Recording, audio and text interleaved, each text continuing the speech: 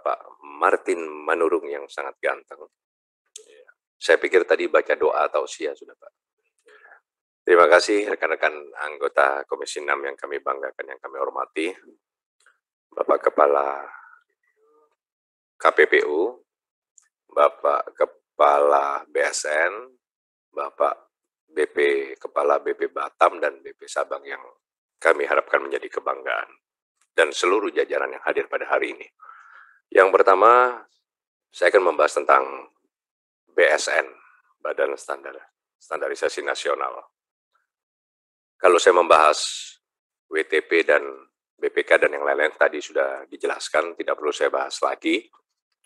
Yang pasti apresiasi dari ajuan anggaran pagu indikatif 198 BSN plus tambahan ya, jadi ya, itu sudah di ACC menjadi 227,246 miliar. Selamat ya buat Pak Kepala, semoga bisa bermanfaat lebih baik ke depannya.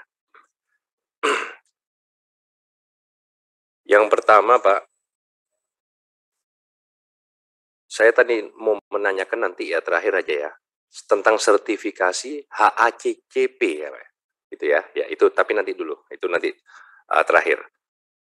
Hingga Februari 2002, Pak Kepala, ada 300 data itu 3.848 km jalan, jembatan di sepanjang bangsa kita di Indonesia ini sudah mengalami kerusakan, Pak.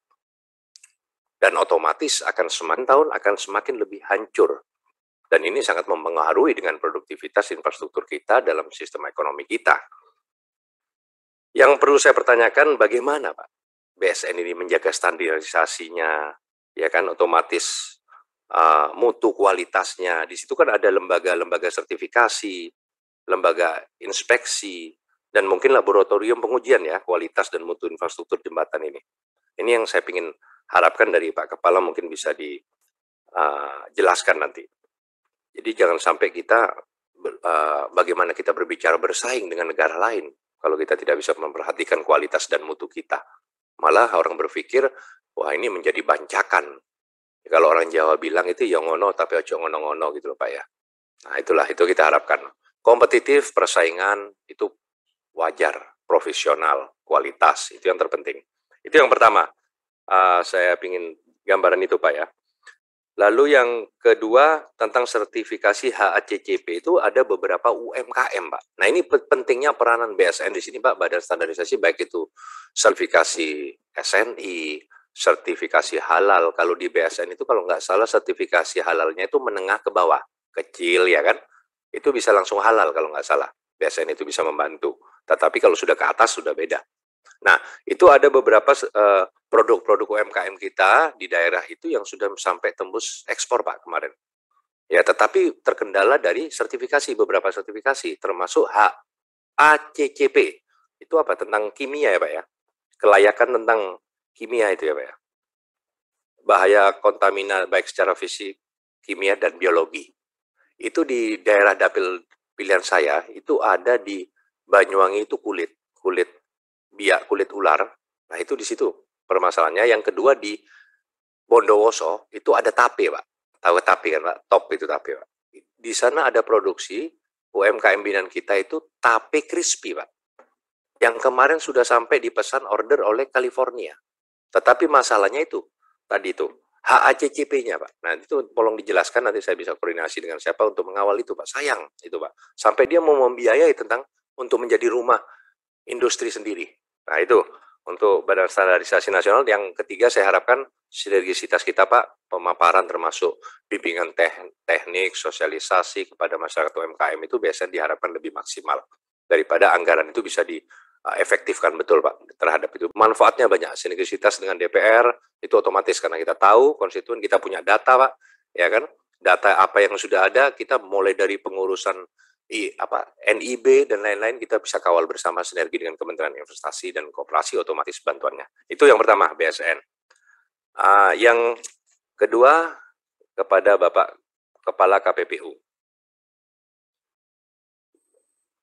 Lumayan Pak ya, dari ajuan yang awalnya pagu indikatif 100, walaupun berharap tambahan menjadi 230, ternyata realisasinya 113,1 M. Ya lumayan lah Pak ya. Naik dari panggung indikatif awal. Di 2021 141, di 2022 99, berarti naik lumayan. Kenaikannya lumayan Pak dari 2022. Begitu pula tadi juga termasuk BSN, kenaikannya lumayan dari 2019 2022 dari 219 menjadi 22. Lumayan naik semua ini, rekan-rekan. Nah, jadi hampir data juga serupa, serapannya 95% kurang lebih semuanya, rata-rata serapannya ya. Apalagi di serapannya itu bisa sinergi dengan DPR Pak, bisa 101% Pak. Kalau serapan itu dilakukan sinergi kita, karena sangat bermanfaat ke depan. Tuh. Saya ingin bertanyakan Pak Kepala KPPU, bagaimana kelanjutan KPPU terkait dengan praktek monopoli di industri air, Pak Kepala? Yang kemarin terjadi di air galon. Air galon isi ulang itu kemarin. Nah itu kan revisi peraturan BPOM-nya kan nomor 31 2018 tentang label pangan olahan yang hanya fokus kepada PLBA, BPA terhadap kemasan galon berbahan PC, polikarbonat ya itu Pak ya.